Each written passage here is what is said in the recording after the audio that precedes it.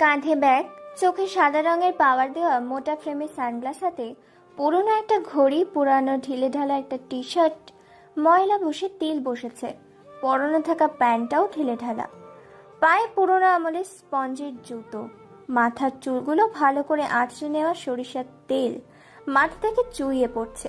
ছেলেটি এগিয়ে আসে ভার্সিটির দিকে। চারদিকে যানবাহনের ধুলাবালি উড়ে এসে লাগছে তার শরীরে। এই রোদে পায়ে হেঁটে চলেছে ভার্সিটির উদ্দেশ্যে।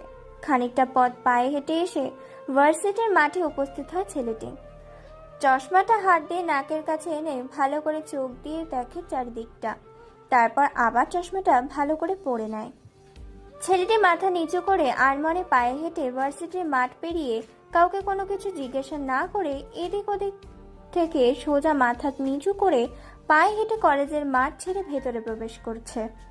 ভার্সিটির মাঠ পেরিয়ে প্রবেশ করে প্রিন্সিপালের রুমে, যেখানে প্রিন্সিপালের সাথে কথা বলে ছেলেটি বেরিয়ে পড়ে তার ক্লাসরুমের উদ্দেশ্যে। দোতলার সিঁড়ি ধরে করিডর পেরিয়ে যখনই ক্লাসরুমে ঢুকতে যাবে তখনই ঘটে বিপত্তি। ছেলেটির ধাক্কা খায় কোনো এক বস্তুর সাথে, দুজনেই পড়ে যায়। ছেলেটি চশমাটা হারিয়ে ফেলেছে, আবছাবছা দেখতে পাচ্ছে, হাত দিয়ে খুঁজতে শুরু করছে চশমাটা।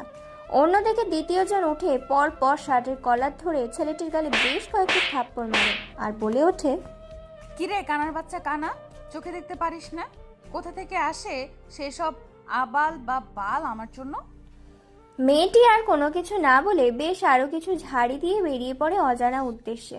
ছেলেটি ফ্লোরে হাত দিয়ে খুঁজতে থাকে, একসময় পেয়ে যায় তার চশমাটা। তারপর চশমাটা চোখে লাগিয়ে ঠিকঠাক করে আবার হাঁটা শুরু করেছে ক্লাসরুমের উদ্দেশ্যে।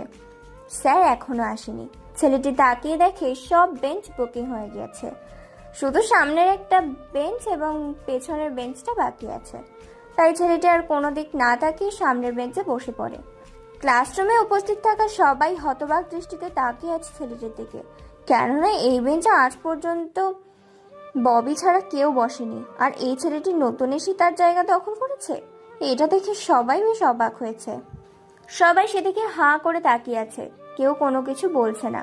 খানিকক্ষণ পর স্যার ক্লাসরুমে উপস্থিত হয়, এক এক করে সবার পরিচয় নেয়।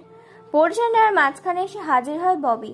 ববি বলে ওঠে, স্যার, আজকাল কি কলেজে ছেলেমেয়ের অভাব পড়েছে যে কলেজে 2 টাকার ফকিররাও চান্স পায়? ও আমার বেঞ্চে বসার সাহস পায় কি করে? ছেলেটি কোনো কথা না বলে হাঁ করে তাকিয়ে থাকে মেয়েটির দিকে। প্রফেসর সাহেব ববির কথা মতো ছেলেটির কাছে এসে বলে ওঠে, এই ছেলে, কি নাম তোমার? আর ভার্সিটিতে এরকম খ্যাত সেজে এসেছো কেন? পরিষ্কার পরিচ্ছন্নতা বলতে তোমার কিছুই নেই। নাম কি তোমার? কোথা থেকে উঠে এসেছো? স্যারের মুখে এরকম কথা শুনে ছেলেটি বেঞ্চ থেকে উঠে পড়ে। ছেলেটি বেশ কিছুক্ষণ নীরবতা ভেঙে এবার বলে ওঠে, জি স্যার, আমার নাম রোহান। আমি এই পাশের একটা বস্তিতে থাকি। এর চেয়ে আর কোনো পরিচয় নেই আমার। ছেলেটির মুখে এরকম কথা শুনে সবাই হেসে ওঠে। প্রফেসর সাহেব ক্লাসরুমটাকে শান্ত হতে বলে, আবার বলে ওঠে, এই জায়গাটায় তুমি আর বসবে না। এই জায়গাটা সবসময় ববি বসে, আর তুমি ওই শেষ বেঞ্চে গিয়ে বসে পড়ো। আর কেউ কোনো কথা বলবে না। আমি ক্লাস শুরু করব, মন দিয়ে কাছ থেকে শুনবে। আর এই ছেলে, তুমি কাল থেকে পরিষ্কার জামা কাপড় একটু সুন্দর করে গোছগাছ করে আসবে। স্যার, ওকে বলে দিন যাতে আমার সাথে বেয়াদবি না করে, না হলে এর পরিণাম কিন্তু খুবই খারাপ হবে। আর আজকে নতুন বলে তাকে ক্ষমা করে দিয়েছি। নেক্সট টাইম যদি সে এরকম কাজ করে তাহলে পুরো ভার্সিটিতে নাকখড় দেওয়াবো আমি। এই বলে ববি তার জায়গায় বসে পড়ে আর রোহান নামের ছেলেটা তার নিজের জায়গায় বসে যায়। ও হ্যাঁ, ববিকে চলুন তাহলে শুনে আসি। এই শহরের তালুকদার কোম্পানির তালুকদার শিকদারের বংশের একমাত্র মেয়ে। ববি দেখতে বেশ সুন্দর, বেশ স্মার্ট, স্টাইলিশ, হ্যান্ডসাম। দেখতে অসম্ভব সুন্দর, উজ্জ্বল ফর্সা, দুধে আলতা গায়ের রং। যেমনই সুন্দর তেমনই দেমা। বাবার টাকা আছে বলে কাউকে তো আঁকা করে না। যখন তখন যাকে যেখানে র্যাগিং দেয়। বাবার টাকা আছে বলে শিক্ষকরাও কিছু বলে না। সাথে তার বাবা এই কলেজের সভাপতি। কলেজে বিভিন্ন সময় বিভিন্ন দরকারি সামগ্রী তার বাবা দিয়ে দেয়। আর রোহান হচ্ছে কলেজের সাধারণ একটি ছেলে, যার পরিচয় নেই। পরিচয় বলতে তার ছেঁড়া শার্ট প্যান্ট পোশাক। ছেলেটি বেশ দেখতে, স্মার্ট, সরল সাদাই, ইনোসেন্ট, অনেক সুন্দর দেখতে, কিন্তু ছেলেটি কেমন যেন গাইয়া প্রকৃতির। প্রফেসর সাহেব এবার একটা বীজগণিত অঙ্ক করান। অঙ্কটা সবাইকে তুলে নিতে বলে প্রফেসর সাহেব তারপর বেরিয়ে যায় তার নিজ গন্তব্যে। এভাবে দেখতে দেখতে সব ক্লাস শেষ করে ভার্সিটি থেকে সবাই বের হয় ক্যাম্পাসের উদ্দেশ্যে। ছেলেটি কারোর দিকে কোনো কিছু না বলে চশমাটা ঠিক করে মাথা নিচু করে ক্লাসরুম থেকে বেরিয়ে ক্যাম্পাসের দিকে যায়। ক্যাম্পাসের দিকে গিয়ে বসে বট গাছের নিচে সবাই যে যার মতো দল করে আনন্দের সাথে ক্যাম্পাসে যা যেটা ইচ্ছে খাচ্ছে।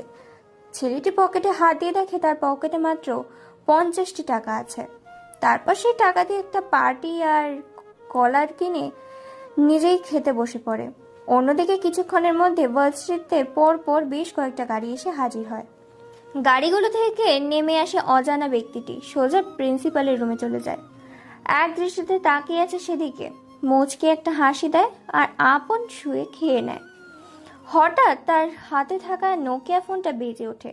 ফোনের ওপাশ থেকে বলছে, হ্যালো ভাই, আপনি কোথায় আছেন? ভার্সিটিতে প্রবেশ করেছে আপনার শিকার, আপনার ফাঁদে পা দিয়েছে। দেখেছি, আর আমি ভার্সিটিতে আছি, তোরা বাকিটা সামলে নে, সন্ধ্যায় গাড়িটা পাঠিয়ে দিবি। এই বলে ফোন কেটে দেয় ফোনের অপাশে থাকা ব্যক্তিটি।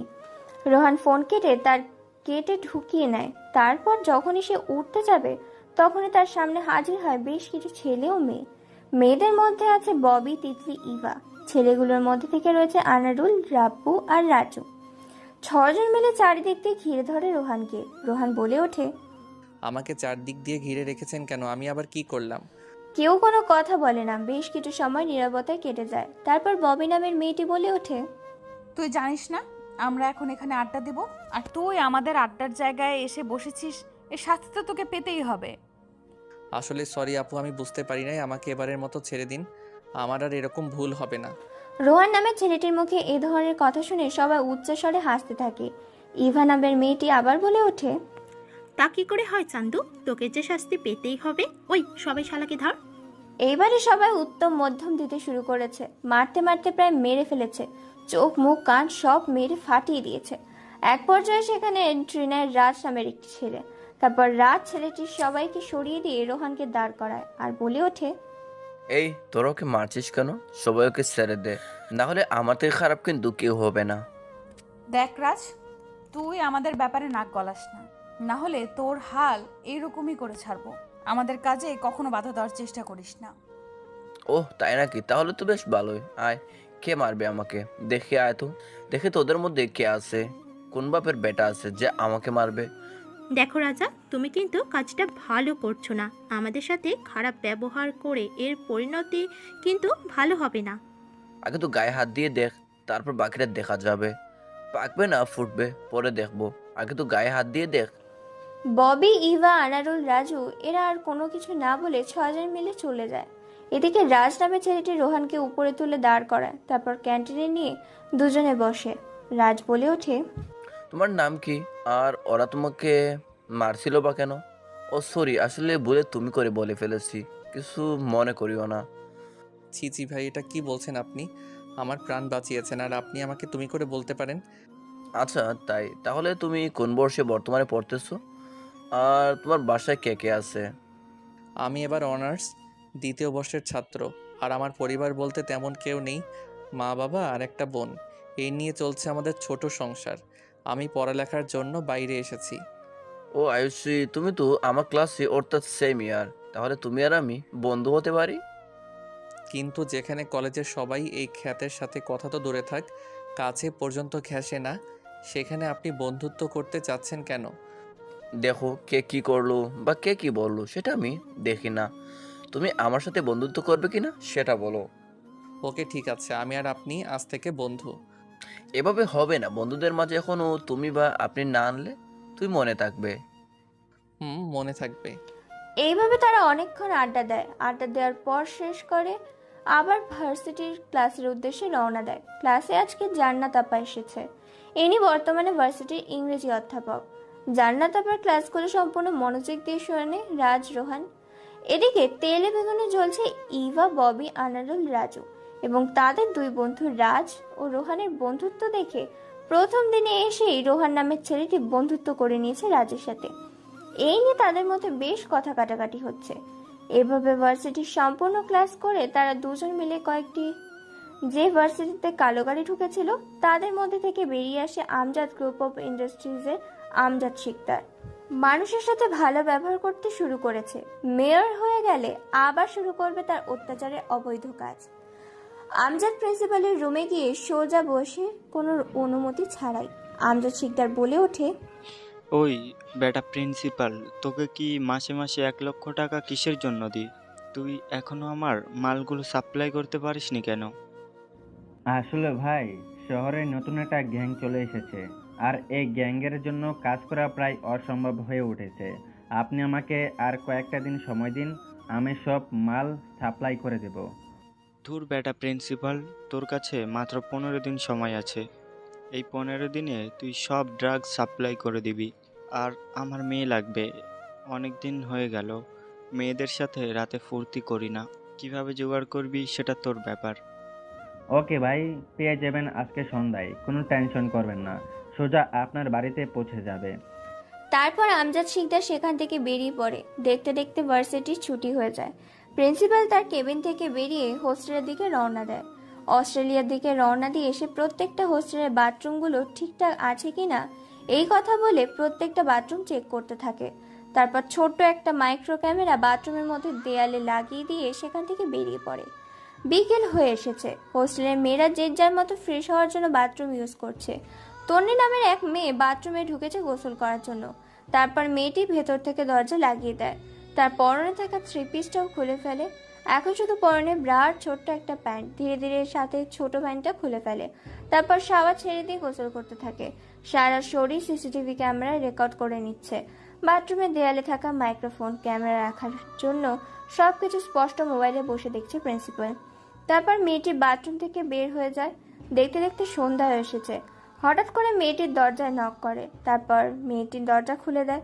আর যাকে দেখে তাকে দেখে অবাক। প্রিন্সিপাল বলে ওঠে, কেমন আছো তুমি? তোমায় এখন যেটা করতে হবে সেটা হচ্ছে তোমাকে একজনের কাছে আজকে রাতের জন্য যেতে হবে। জি স্যার, কার সঙ্গে কার কাছে যাব, কেনই বা যাব? এরপর প্রিন্সিপাল সে বাথরুমের ভিডিওটা ওপেন করে দেখায় তন্নিকে। এই ভিডিওটা দেখে একেবারে কান্না করে ফেলেছে। কাঁদতে কাঁদতে এবার বলে ওঠে, স্যার, আপনি এত খারাপ, আগে জানলে আমি কোনো দিনই কলেজে ভর্তি হতাম না। প্লিজ আপনি ভিডিওটা ডিলিট করে দিন, না হলে আমার জীবন ধ্বংস হয়ে যাবে। আর আমি আপনার এই প্রস্তাবে রাজি না। দেখো, তুমি যদি আমার কথায় রাজি না হও তাহলে এই ভিডিওটা আমি নিয়ে নেট দুনিয়া ছেড়ে দেব। তখন তোমায় নিজেকে শেষ করে দেওয়া ছাড়া আর কোনো উপায় থাকবে না। বিনিময়ে তুমি এবার কলেজে ফার্স্ট হওয়ার চান্সও পাবে। তোমার সকল রকম সাপোর্ট দেব আমি। বিনিময়ে তুমি আমার এই কথাটা রাখো, ভার্সিটির কোনো ফি দিতে হবে না। তুমি একদম ফ্রিতে লেখাপড়া করতে পারবে। হোস্টেলে তোমাকে কোনো ফি দিতে হবে না। অনেক হয়েছে স্যার আপনার বাজে কথা, আর আপনি আপনার বাজে কথা বলা বন্ধ করুন, নয়তো আমি আইনের সাহায্য নিতে বাধ্য হব আর আপনাকে জেলের ঘানি টানাবো। তার মানে তুমি আমার কথা শুনবে না? তাহলে আবার নিজের মৃত্যুর জন্য প্রস্তুত হও, কারণ এই ভিডিওটা মাত্র একটা ক্লিকে সারা পৃথিবী ছড়িয়ে পড়বে। তখন তুমি লোক সমাজে মুখ কি করে দেখাবে? মেয়েটি আর কোনো কিছু উপায় না পেয়ে বেরিয়ে পড়েন প্রিন্সিপালের সাথে আমজাদ শিকদারের বাড়িতে। তারপর মেয়েটিকে আমজাদ শিকদারের বাড়িতে রেখে প্রিন্সিপাল চলে আসে। তারা নিজের বাড়িতে পায়ের ওপর পা দিয়ে সিনেমা দেখছে। দেখতে দেখতে সন্ধ্যা হয়ে যায়। চারিদিকে হালকা কুয়াশা আবরণ সৃষ্টি হয়েছে। যানবাহনেরও কোলাহল কমে যাচ্ছে ধীরে ধীরে। রাত 9টা বাজে। আমজাদ শিকদার বেশ রেডি হয়ে প্রস্তুতি নিয়ে রুমের মধ্যে প্রবেশ করে। রুমের মধ্যে বসে আছে তন্নি। ধীরে ধীরে আমজাদ শিকদার গিয়ে তন্নির নিজের ঘাড়ে বেশ কয়েকটি চুমু খায়। তারপর জোরপূর্বকভাবে তার সঙ্গে অত্যাচার করতে থাকে। শরীর থেকে সব ছিঁড়ে ফেলে দেয়। খুবলে খুবলে খেতে থাকে তার শরীরটাকে। যেখানে কামড় দিয়েছে সেখানে রক্ত বের করে দিয়েছে এই নরখাদ্য আমজাদ শিকদার। আমজাদ শিকদার ধীরে ধীরে তন্নিকে ভোগ করতে থাকেন। এক পর্যায়ে এরকম অমানবিকতার অত্যাচার নিতে না পেরে সেন্সলেস হয়ে পড়ে যায়। তারপর জিসানকে মেয়েটিকে নিয়ে ভার্সিটির মাঠে উলঙ্গ অবস্থায় ফেলে আসতে বলে। আমজাদ শিকদার নিজের রুমে চলে যায়। জিসান রুমে এসে দেখে নিজেকে সামলাতে না পেরে সেও খুবলিয়ে খুবলিয়ে খেতে থাকে তন্নিকে। তন্নির লজ্জাস্থান ফেটে রক্ত বের হচ্ছে। আর এত অত্যাচার সহ্য করতে না পেরে তন্নি সেখানেই মারা যায়। গভীর রাত 12টার দিকে তন্নির লাশটাকে ভার্সিটির মাঠে ফেলে আসে জিসান। রাত প্রায় 1টা বাজে। চারিদিক দিয়ে শুনশান নীরবতা। বস্তির একটা কুঁড়ে ঘরের দরজা খুলে বাড়ির ভেতর থেকে বের হলো এক স্যুট বুট, কালো হ্যাট পরা, হাতে গ্লাভস, মুখে সিগারেট পরিহিত এক আগন্তুক বেরিয়ে এলো। বস্তির গলি পথ দিয়ে বের হয়ে রাস্তার ধারে আনমনে হেঁটে চলেছে। হঠাৎ করে পরপর বেশ কয়েকটা কালো গাড়ি এসে থমকে যায় তার সামনে। গাড়ির দরজাগুলো ভেতর থেকে কেউ একজন খুলে দেয়। আগন্তুকটি গাড়ির ভেতরে ঢুকে পড়ে। গাড়ি চলছে তার আপন মনে। দেখতে দেখতে রাত 3টে বেজে যায়। পুরো পরিবেশটা শুনশান, চাঁদের আলোয় বেশ পরিষ্কার। চারিদিকটা তবে হালকা কুয়াশা জমেছে। গাড়িগুলো চলে আসে একটা নাইট ক্লাবের সামনে। তারপর গাড়ি থেকে নেমে নাইট ক্লাবের ভিতরে প্রবেশ করে সেই আগন্তুক ও তার সাঙ্গপাঙ্গ। তারপর কোনো কথা ছাড়াই একটা টেবিলের বেঞ্চে বসে পড়ে। ওয়েটার এসে বেশ কিছু ড্রিঙ্কস, অ্যালকোহল দিয়ে যায়, তবে সেগুলো খায় না আগন্তুকটি। তার গ্যাং এক দৃষ্টিতে তাকিয়ে আছে একটা বেঞ্চের দিকে, যেন চোখে পলক ফেলছে না। বেঞ্চিতে বসে আছে দুটি ছেলে ও একটি মেয়ে। মেয়েটিকে দেখে অল্প বয়সী যুবতী মনে হচ্ছে। ড্রেসের পোশাক আশাক দেখে বোঝা যাচ্ছে। মেয়েটি বলে ওঠে, এখানে পুরো টাকা আছে তো নাকি? টাকা গুনে দেখার সময় নাই। যদি এখানে 1 টাকাও কম থাকে, নেক্সট টাইম তোদের জীবন নিয়ে এখান থেকে যেতে পারবি না বেঁচে। ছেলেগুলো মাথা ঝাঁকিয়ে সূচক জানায়। তারপরে মেয়েটি টাকার ব্যাগ নিয়ে নাইট ক্লাব থেকে বেরিয়ে যায়। তারপর একটি সাধারণ গাড়িতে করে রওনা দেয় তার উদ্দেশ্য। নাইট ক্লাব থেকে বেরিয়ে পড়ে ওই অচেনা আগন্তুক ও তার গ্যাং। তারপর ধাওয়া করতে থাকে সেই সাদা রঙের গাড়িটিকে। দেখতে দেখতে 3:30 বেজে যায়। এক পর্যায়ে অন্ধকার রাস্তার মধ্যখানে গাড়িটিকে চারিদিক দিয়ে ঘিরে ফেলেছে। না পারছে গাড়িটির সামনে এগিয়ে যেতে, না পারছে পেছনে যেতে। গাড়ি থেকে মেয়েটি নেমে আসে। তার উপর গাড়ি থেকে নেমে আসে অজানা আগন্তুকটিও। মুখোমুখি এসে দাঁড় হয় দুজন। মেয়েটি বলে ওঠে, কে তোরা? তোদের কি চাই? আমার পথ আটকে আছিস কেন? এটা কী রকম অসভ্যতামি? আমি একটা মেয়ে, রাস্তায় পথ কেন আটকিয়েছেন? আগন্তুকটি আর কোনো কথা না বলে মেয়েটির হাত থেকে থাকা ফোনটা আর টাকার ব্যাগটা নিয়ে নেয়। তারপর তার দলের সাব্বিরকে দিয়ে দেয়। হ্যাঁ, ওই আগন্তুকটি আর কেউ নয়, সেটা হচ্ছে রোহান। মেয়েটি এটা দেখে ভয় পেয়ে যায় হালকা, তবুও সাহস রেখে বলে ওঠে, তোদের মৃত্যুর ভয় নেই নাকি যে আমার পথ আটকে আছিস? যদি নিজেদের ভালো চাস, তো নিজেদের জীবন বাঁচাতে চাস, তাহলে এখান থেকে এক্ষুনি চলে যা। মেয়েটি এরকম কথা শুনে রোহান শুধু সবাই হাসতে থাকে। মেয়েটি ভয় পেয়ে যায়, তবুও নিজেকে কন্ট্রোল করে নেয়। হঠাৎ করে পেট থেকে বন্দুকটা বের করে রোহানের দিকে তাক করে। সাথে সাথে রোহান 2 পায়ে 2টো গুলি করে দেয় মেয়েটি। মেয়েটি ধপ করে বসে পড়ে। তারপর কোনো কথা ছাড়াই রোহান ও তার দলবল মেয়েটিকে নিয়ে রওনা দেয় তাদের উদ্দেশ্যে। ভোর 4টে বেজে গেছে। মেয়েটিকে রোহানের রুমে নিয়ে আসে। তারপর মেয়েটিকে খাটে ফেলে দেয়। তারপর প্যান্ট থেকে বেলটা নিয়ে একের পর এক মারতে থাকে মেয়েটিকে। তারপর মেয়েটির শরীর থেকে সকল রকমের কাপড় খুলে নেয়। তারপর আগুন জ্বালিয়ে দেয়। উলঙ্গ অবস্থায়, নগ্ন অবস্থায় মেয়েটির শরীরে বেল্টের বাড়ি দিতে থাকে। এমনকি লজ্জাস্থানে মেয়েটি গরুর মাথায় চিৎকার করছে। তবুও পশুদের মতো মারতে থাকে রোহান, কেননা মেয়েটি একটি ভার্সিটি থেকে বিভিন্ন ছাত্রছাত্রী ও মেয়েদেরকে নিয়ে সে বিভিন্ন ব্যবসা করে। তাই তাকে আজকে তুলে নিয়ে এসেছে। আর তার শাস্তিটা এতই ভয়ঙ্কর হতে চলেছে যেটা অতুলনীয়। মারতে মারতে ফাটিয়ে ফেলা সারা শরীর রক্ত চুয়ে চুয়ে পড়ছে। তারপর তার ওই ফাটা ক্ষতস্থানে এক রাসায়নিক কেমিক্যাল ঢেলে দেয়। তাতে মুহূর্তের মধ্যে শরীরটা গলে যেতে শুরু করেছে। সাথে পৌঁছতে তারপর মেয়েটির লজ্জাস্থানে ছুরি দিয়ে আঘাত করে খণ্ড বিখণ্ড করে ফেলেছে তার লজ্জাস্থান। তারপর মেয়েটির পেট কেটে দেয়। পেটের ভেতর থেকে লিভার ও 2টো কিডনি বের করে নেয়। পেটের মধ্যে অ্যাসিড ও কিছু রাসায়নিক দ্রব্য ঢেলে দেয়। চোখ দুটো জীবন্ত অবস্থায় উপড়ে ফেলে। মুখের জিহ্বাটা কেটে নেয়। এখনও জীবিত আছে মেয়েটি, কিন্তু কথা বলতে পারছে না। ছুরি দিয়ে আরও বেশ কয়েকবার আঘাত করে শরীরটাকে চিরে খণ্ড বিখণ্ড করে ফেলেছে। প্রতিটি লজ্জাস্থানে আঘাত করেছে মেয়েটি। তারপর মেয়েটিকে রাস্তার পাশে নিয়ে গিয়ে খাঁটি সেলাই দিয়ে আগুন জ্বালিয়ে দেয়। মেয়েটি ছটফট করতে করতে সেখানেই মারা যায়। মেয়েটির শরীর দাউ দাউ করে জ্বলছে। দেখতে দেখতে সকাল হয়ে গেছে। শহরে হইচই পড়ে গেছে। শহরে একজনের দেহ পুড়ে ছাই হয়ে গেছে, আর অপরজন মেয়েকে উলঙ্গ করে ভার্সিটির মাঠে রেখে চলে গেছে। Police, rape, CBI, army, CID হাজির হয়েছে মাঠ প্রাঙ্গণ শহরে। 2টা খুন হইচই মাতিয়ে তুলেছে পুরো শহরে।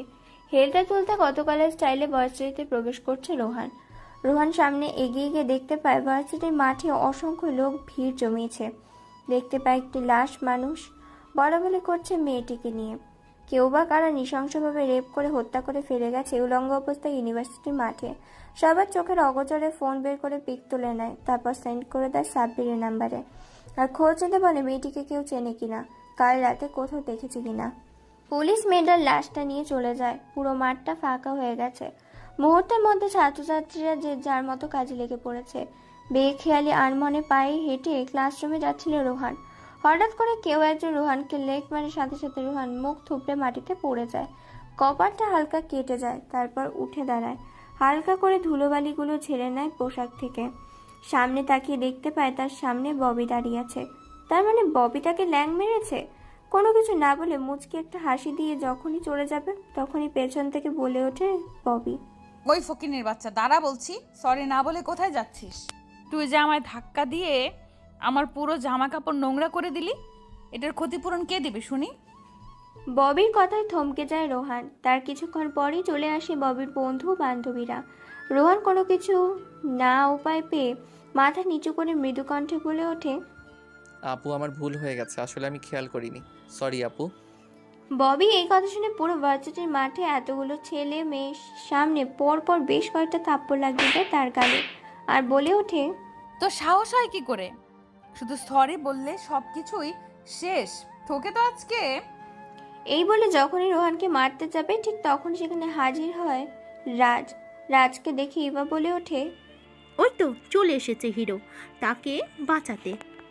হ্যাঁ চলে এসেছি, তাতে তোমাদের কি, ওকে ছেড়ে দাও। আর নেক্সট টাইম যদি এমন করতে দেখেছি তো তোদের খবর খারাপ করে ছাড়বো। এই বলে রাজ রোহানকে নিয়ে ক্লাসে চলে যায়। ওদের যাওয়ার দিকে সবাই তাকিয়েছে। তারপর রাজ বলে ওঠে, কে রে, তুই কি প্রতিবাদ করতে শিখেসনি? মুখ বুঝে আর কত সহ্য করবি, এবার তো প্রতিবাদ কর।